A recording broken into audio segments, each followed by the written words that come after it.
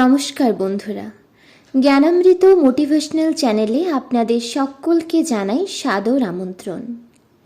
জগৎজননী শ্রী শ্রী মা শারদা ও যুগাবতার শ্রী শ্রী ঠাকুর রামকৃষ্ণদেবের চরণে ভক্তিপূর্ণ প্রণাম জানিয়ে আজ আবারও একটি নতুন ভিডিও নিয়ে আপনাদের কাছে হাজির হয়েছি। জগৎজননী শ্রী শ্রী মা শারদা যে কত দয়াময়ী ও করুণাময়ী, কতভাবে যে তিনি তার সন্তানদের দয়া করেছেন ও এখনও করছেন, তার অনেক প্রমাণ আমরা পেয়েছি। এই চ্যানেলের অনেক ভিডিওতে শ্রী শ্রী মায়ের অপার করুণার প্রমাণ পাওয়া যায়। আজও সেই রকমই একটি ঘটনা আপনাদেরকে শোনাব। আশা করছি মায়ের আশীর্বাদে আপনারা সকলে ভালো আছেন। আমাদের পাশে থাকার জন্য সকলকে অসংখ্য ধন্যবাদ। ভিডিওটা ভালো লাগলে অবশ্যই লাইক, শেয়ার, কমেন্ট ও সাবস্ক্রাইব করবেন। কোনো এক সময় এক যুবক স্বামী ব্রহ্মানন্দজিকে চিঠি লিখলেন। যুবকটির খুব ইচ্ছা সে দীক্ষা নেবে। অনেক আশা নিয়ে সে মহারাজকে চিঠি লেখে, কিন্তু অনেকটা সময় পেরিয়ে গেলেও সেই চিঠির কোনো উত্তর আসে না। যুবকটির মন চঞ্চল ও অস্থির হয়ে ওঠে। হঠাৎ একদিন যুবকটি স্বপ্নে দেখল স্বয়ং মা তারা যুবকটিকে কোলে টেনে নিয়ে বলছেন, তোর চিন্তা কী রে?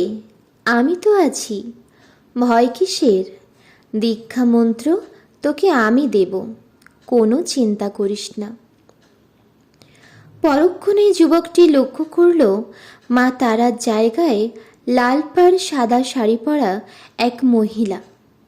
সেই মহিলা যুবকটিকে একটি বীজ মন্ত্র দিলেন এবং রোজ ওই মন্ত্রটি 108 বার করে জপ করতে বললেন।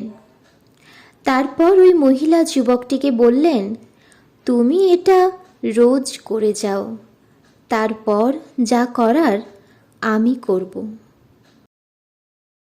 ঘুম ভাঙার পর থেকেই যুবকটি চিন্তা করতে থাকে কোথায় তিনি ওই মহিলারূপী মাতৃমূর্তি দর্শন পাবেন। স্বপ্নের কথা যুবকটি কাউকেই বলে না। এইভাবে সময় পেরিয়ে যায়।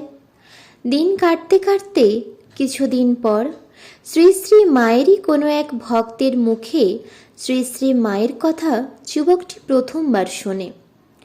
সে ভাবতে থাকে, এই মাই কি সেই মা যিনি আমায় স্বপ্নে দীক্ষা মন্ত্র দিয়েছিলেন?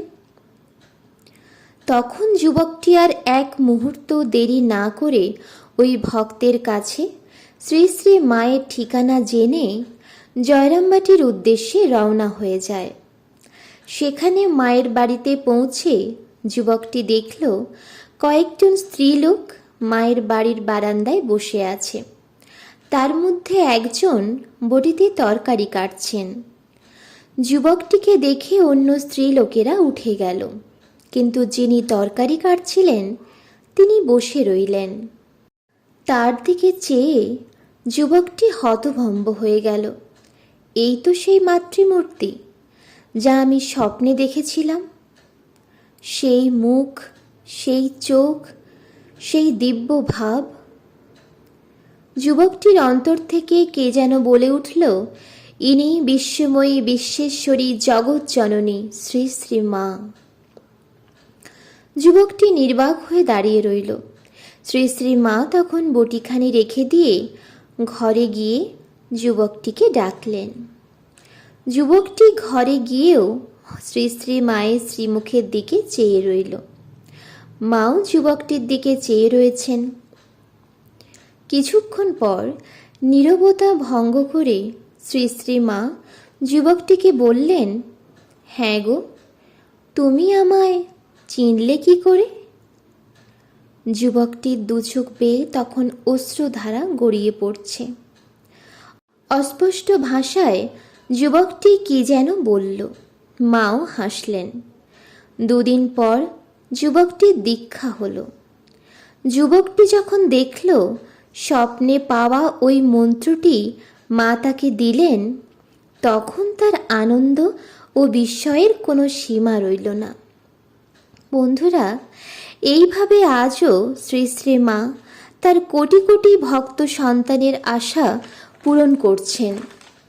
চাই শুধু শুদ্ধ ভক্তি, বিশ্বাস, ভালোবাসা ও মায়ের প্রতি তীব্র টান।